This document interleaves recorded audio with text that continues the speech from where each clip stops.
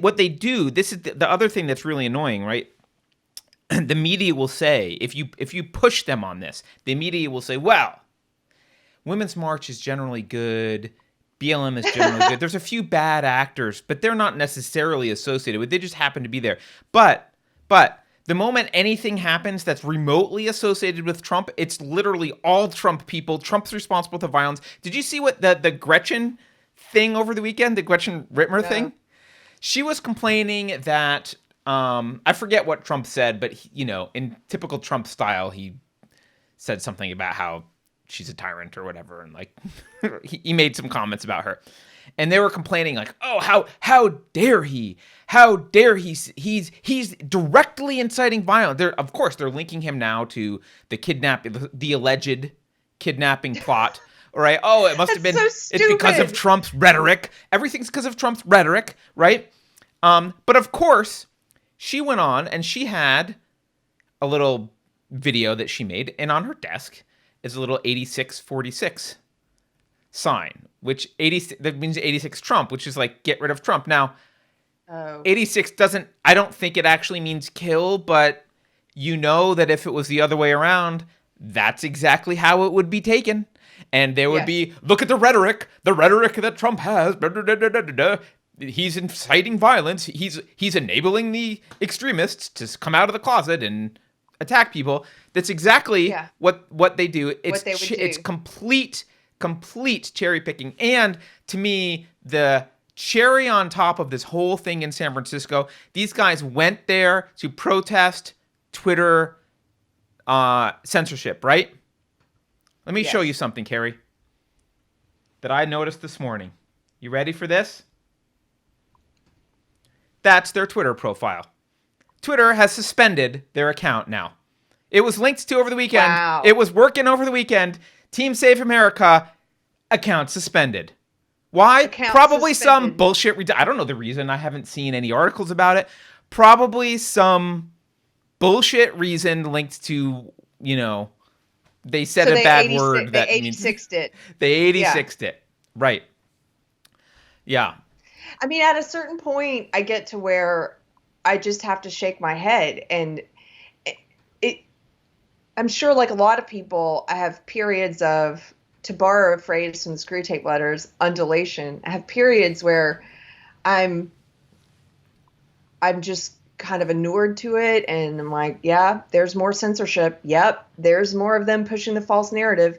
Yep, here they are defending and carrying water for the actual violent extremists that are plaguing our streets at the moment, which are coming from the authoritarian left. Here they are doing this again, and here they are censoring someone again, and here they are canceling accounts again. But then I go through other periods where, and that's where I happen to be today. I'm a little bit just like, okay, again, used to it. Me too. But then I go through other periods though, and maybe you do too, where I'm just shocked that there are still people, most of them on the left where I reside, who still can't see this for some reason, who are so blind. What is wrong with you? I'm not totally shocked by that. But I do undulate between kind of almost a defeatism, which is not healthy, which is just like, I give up, right? This is crazy, to just anger over it. But yeah, I mean, this is actually why I have the word obfuscate behind me, because I was thinking about this. And I've got a few other stories that we can talk about related to this, but I might as well mention the sign behind me first. I was going to mention it last. What do you do in a world in which, let's say you're not us. You're not going to spend most of your time delving into things, or maybe you'll find like one issue to delve into and try and get the source material and facts about, let's say, the Hunter Biden thing. That's your thing. You're going to spend time on it, right? But there's so many things to spend time on. No one has time to actually do in-depth research themselves and make up their minds themselves.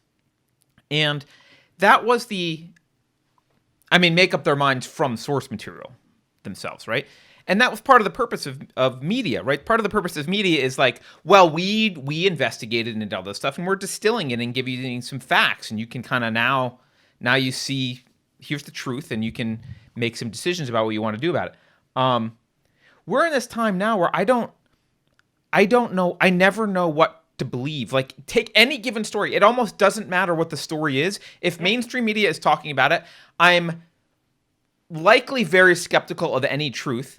But I'm also actually, it's not, I don't like to, what a lot of people do was when they throw their hands up at so I think their goal is to obfuscate, which is what they're doing. They're just obfuscating everything. And I think a lot of people's reaction to obfuscated information or, misinformation or just not being able to know who to trust or what to trust, their default position is to fall back into their tribe and like be like, okay, well, I'm on the Democrat side, so right? Yeah. Or I'm on the Republican side, right? And when journalists are doing literally the opposite of their job, their job is to make it easier for us to ascertain what actually happened so we can make up our minds about stuff. Their job is to find the truth and distill it. Right? They're doing the literal opposite. They're making it actually harder to know what the hell's true. It's harder. You are dumber after reading CNN because you don't know what, like, they're making shit up or exaggerating stuff or double standards for things you don't know. There's a famous Denzel Washington quote where he was asked about the news, and Denzel Washington said, "If I don't watch the news, I'm uninformed, but if I watch the news, I'm misinformed." Exactly. Right? So they're making it worse. And so I think a lot of people's natural reaction, which is understandable, is that, well, I'm just going to fall back to my tribe. What do you do? What do you do when you literally you can't spend every waking hour trying to unravel all this crap, right? So I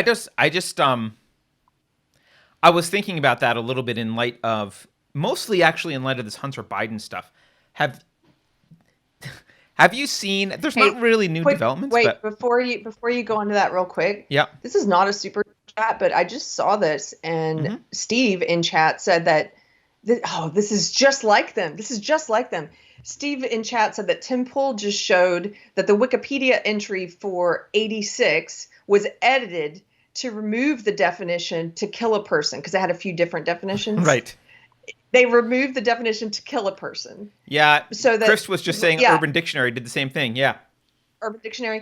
Mm-hmm. Well, and this is, we didn't really dwell on this in our last video, but if you guys were not aware, one thing that happened during the Amy Cohen Barrett confirmation hearings is that she was answering a question where she basically said, she doesn't believe in discriminating against a person on the basis of race or sex or sexual preference. And they took the sexual preference, and now she's saying something positive that they presumably agree with, right? That you shouldn't discriminate, although they do support discriminating on the basis of all those things, but they say they don't. They took that and they said, hey, she used the phrase sexual preference. It's demeaning and homophobic and offensive and bigoted.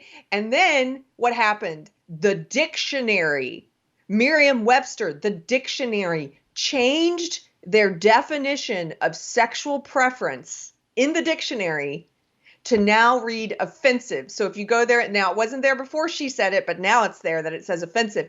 And it's hilarious because I saw 2 tweets from The Advocate, which is a gay publication. The Advocate ran a headline attacking Amy Cohen Barrett and saying she used sexual preference, which is offensive and bigoted. 7 days before, no, it was 2 weeks before, they had run, The Advocate, same publication, had run a headline where they used the phrase sexual preference in a positive way. So it wasn't offensive 2 weeks prior, but it was suddenly offensive when she said it. Yeah. And then the dictionary was edited, just like 1984. It is exactly like 1984, and it is really scary. I don't blame people who just want to like check out and go get a house in the woods and pop some popcorn while the world burns. I totally understand because it is scary. It is scary. They're just redefining words. Yeah.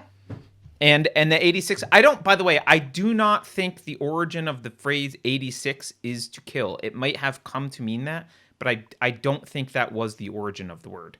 It may have come to mean that, but Yeah, it may have come to um, one of the many meanings. Like there are several meanings. It may have come to mean that in some I think ways. it But came they, from the yeah, they did. restaurant industry originally. They just Actually, they just deleted it from Wikipedia. And people in the chat are asking, it's under preference. Look up Merriam-Webster and look at their definition of preference, and then do a quick search on Bing or DuckDuckGo. Notice I'm saying don't use Google, but do a quick search and find the people that did screenshots of what the definition of preference said the day before Amy Cohen Barrett used sexual preference. yeah, yeah. You know what? To me, you know how there's different versions of the Lord's Prayer. To me, it's almost like she's like, "I'm your religion." Trespasses. She like says the Lord's Prayer, and they're like, "No, no, no, no." She used the word trespasses. That's offensive. And then they like quickly write the church, change it from trespasses to sins. Okay, okay, okay.